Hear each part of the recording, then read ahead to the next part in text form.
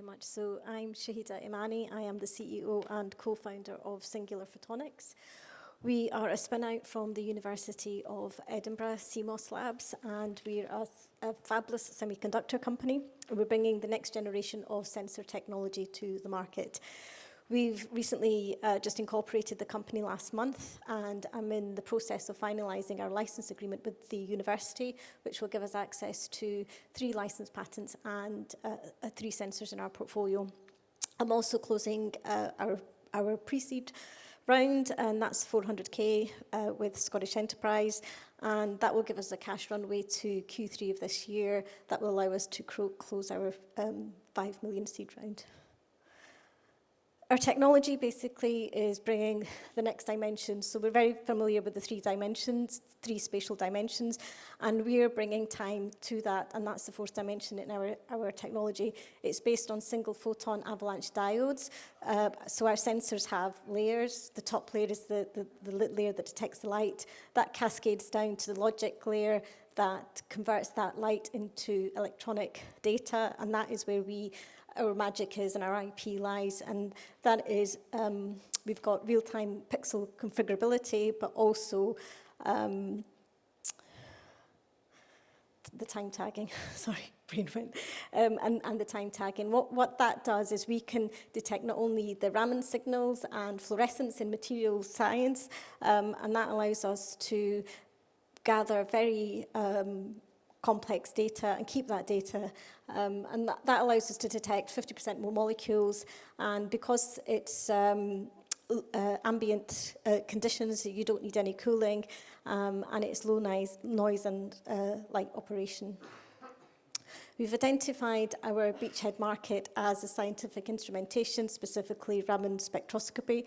We've already got 2 customers, 2 global scientific instrumentation companies in that space, and that is allowing us to secure our first commercial contract with them and delivery of our first product. Looking further into future markets and opportunities, we have identified quantum health and environment as the growing markets for our technology.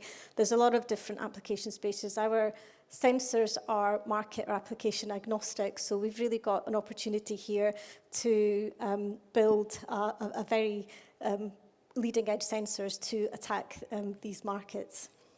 Just going into a bit of more detail in these volume markets. So just by their very nature, SPAD detectors are quantum devices, and arguably we would say that there's nothing more quantum than a single photon.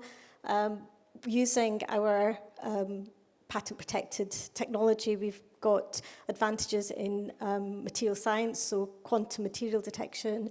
On the environmental side, Raman spectroscopy would be a key for the detection of microplastics and hydrogen sensing, but also future opportunities in healthcare as well for blood flow, deep tissue, and non-invasive glucose monitoring as well. We've got 3 sensors in our portfolio that have a wide variety of market applications. Our go-to-market strategy is to build the camera with our sensors inside of that, but future OEM opportunities for larger volume markets will move to sensor, selling the sensor only, and potentially as we develop future machine learning algorithms into the detectors, we'll look at licensing this technology out. Our route to market is through the direct sales channel. As I mentioned, we've already got 2 of the 5 global scientific instrumentation companies evaluating our sensors and also taking delivery of our first products next month. But also, as we'll continue to develop our relationships with our channel partners and value-add resellers, and as we move into our phase 2 territories in Asia, we'll look at our relationships with our in-territory agents. The team would be myself. I've been working in high-growth, high-tech companies for the last 20-25 years. I've done a number of exits, actually, during my career, and alongside me is Arvind, who is the CTO and also the co-founder in the company. He's got a chip design technology background, along with Professor Robert Henderson and Neil. We are the 4 co-founders in the company. And delighted to say that Pete Hutton has joined as our non-exec chair, and he's ex-ARM, so he brings a wealth of experience and expertise in building and growing a chip company. Very briefly, financial summaries, really forecasting in our beachhead market revenues. But as we move into volume markets within the next 12, 24 months, we can see that break-even point coming forward as well. So that's me, and thank you very much for your time. Happy to take questions. Thank you, Shahida. I guess Xavier told me before the speech that he had questions, technical question on SPAD, so go ahead. Yeah, so I don't know if you're familiar with the Finnish company called TimeGate, time-gated Raman, Raman spectrometry. So they're using also CMOS SPADs. They've been doing this for about 10 years. Yes. They're slowly starting to pick up, so we see market adoption is an issue.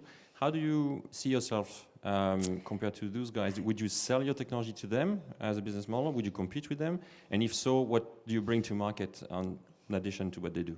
That's a really good question, because I think there's a bit of complementarity in what both companies do, but there's also a key difference in how we do the time tagging as well. So they do time gating, and that's very different from time binning. So if I was to put it into very simple terms, when you're doing time gating, if you're expecting a photon or somebody at the door, and you wait and you open the door, and it could or could not be whoever you were expecting. But in time binning, what we can do is we open the door and we just let everybody in, and then we sort that data out cleverly. So that's the difference between how TimeGate do their time tagging compared to ours. They are a potential customer and also a potential collaborator for the future. I think the difference I feel we have is we've got Professor Robert Henderson. He's 20 years global world expert in SPAD technology. So we've got him as a co-founder and advisor, and he's got a very close relationship with ST Microelectronics. And as far as I'm aware, the quality of the SPADs, the top layer, the light detection, photo detection efficiency is really important, and ST have one of the best photo detection SPAD technologies available. So it's combining two greats, the light detection plus our smarts, I guess, in the algorithms. Hope that answers your question. So let's take one last question. So I have two questions, maybe. So let's see if what we can do. I'll talk fast. So I'm really convinced there's a market for more high precision device, but there are really two questions in that. What are your unit costs? Because what the problem we have with quantum sensing is that the sensors tend to be very expensive compared to what already exists. And there's always a question of what is the delta ROI compared to what is already available. That always come back. And then second question is, so you mentioned, and I think when you look at quantum sensing again, medical device is a really good market. I totally agree. But there's another market, did you look at it, which is defense, and there are very strong buyers. So yes. I was surprised not to see them. And you mentioned you might be able to do LiDAR, and if you are able to do it at a low cost, you could access to the tens of millions of automotives that are made every year, which is a super large market opportunity. So I don't know if it's possible, but it go back to the point of the cost. It has to be low enough. Yeah, so that's exactly where we're aiming for, because I think we can get our costs quite low. As soon as you start doing high volume foundry runs, the cost actually does become something that could be integrated into wearable technologies, handhelds and LiDAR. The reason why we're not going through LiDAR at the moment, there's quite a lot of competition in that space, and I think our technology, and especially the time binning and the complex pixel optimization, is really well served in our beachhead market. And I don't think there's any reason why we can't go into that, but we just don't want to go into an already busy space. And in terms of revenues, I think anything in LiDAR and automotive is going to be 10 years from a revenue perspective. So what we want to do is go in early into a market that's not got that much competition in it at the moment, and get the technology validated so that we can then move on to, attack the higher volume markets. I mean, at the end of the day, I think our vision really is just to build the best sensors in the world, and ultimately future goals would be bringing machine learning and everything else into that, and that will be with the next generation of sensors that are actually, underway at the moment. Unfortunately, can't say too much about them. I hope that answers. No, but that's good. Think about defense. That's all sorry, I'm I meant to saying. say, sorry. Yes, we are talking to defense companies. I didn't put it up there just because I just wanted to streamline where we were, but we are talking for gas sensing, actually, at the moment, yeah. Thank you very much, Shahida.